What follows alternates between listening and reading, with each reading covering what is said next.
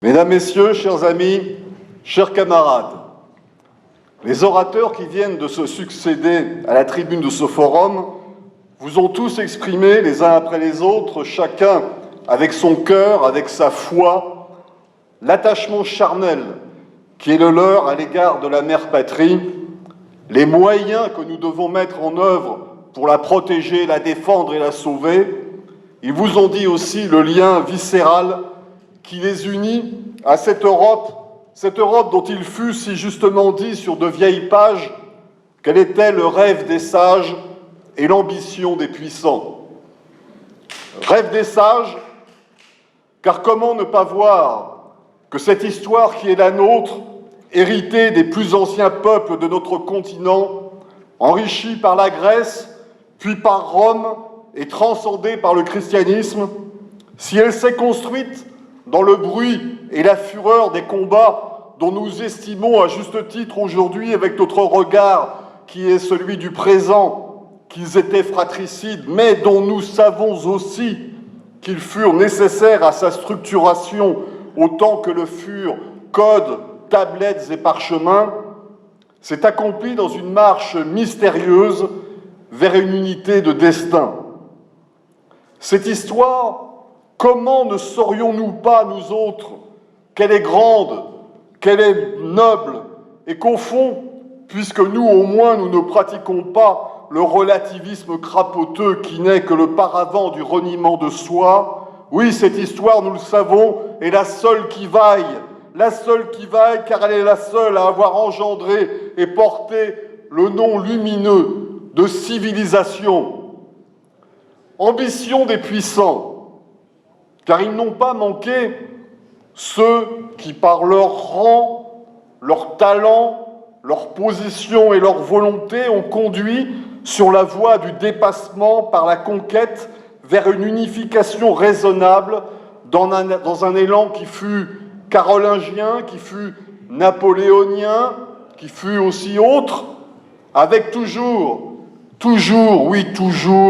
la certitude que cette Europe serait éternellement nouvelle.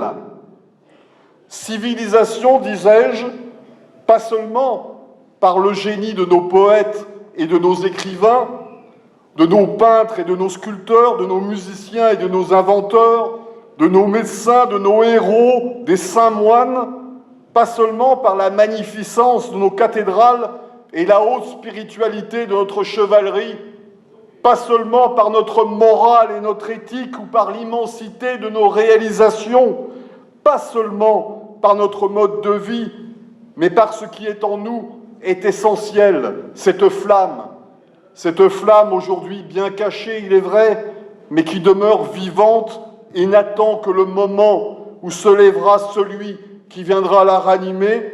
Notre civilisation est avant tout une idée au sens évolien du terme, l'idée du destin de l'homme vrai, l'homme de la force celtique, l'homme de la bravoure spartiate, l'homme de la sagesse athénienne, de la vaillance romaine, de la fougue des croisés, l'idée de l'homme de Poitiers et de Lépante, l'idée de l'homme du soleil or, rouge ou noir, porteur du seul humanisme qui vaille, l'humanisme européen.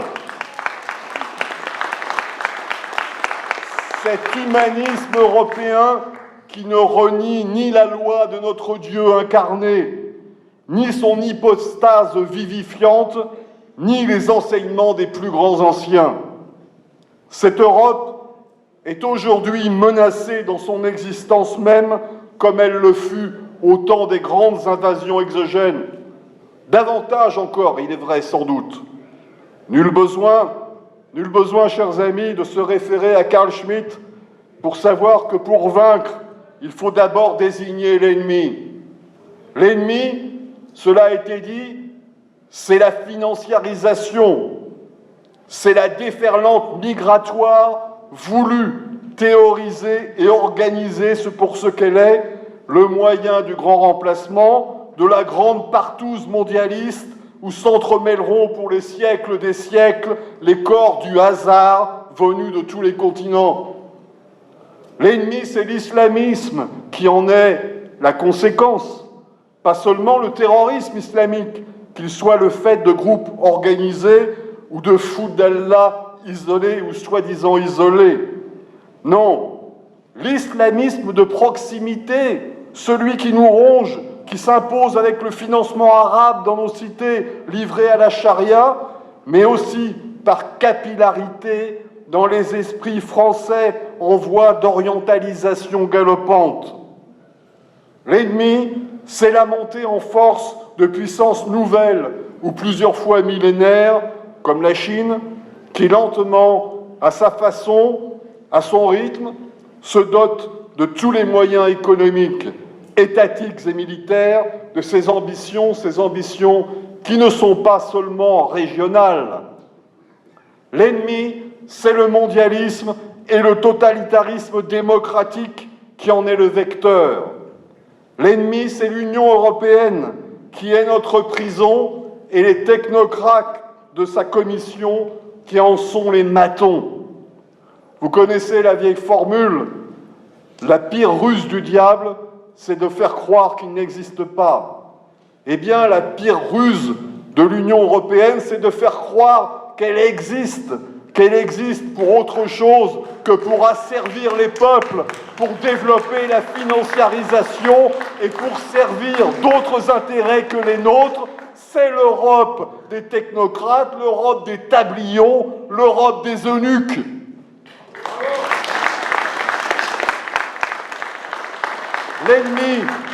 L'ennemi, et quelle que soit par ailleurs la sympathie que nous pouvons avoir ici ou là, à tort ou à raison pour Donald Trump, c'est Washington et son impérialisme brouillon, permanent, jamais démenti. L'ennemi, enfin, et surtout, c'est nous. C'est le renoncement, cette tentation mortifère de nos peuples à l'abandon et au découragement qui fait de l'Europe la méduse que l'on sait flottant entre les eaux tièdes de l'impuissance. Dès lors, chers amis, chers camarades, notre combat est clair. C'est un combat de libération nationale et civilisationnelle.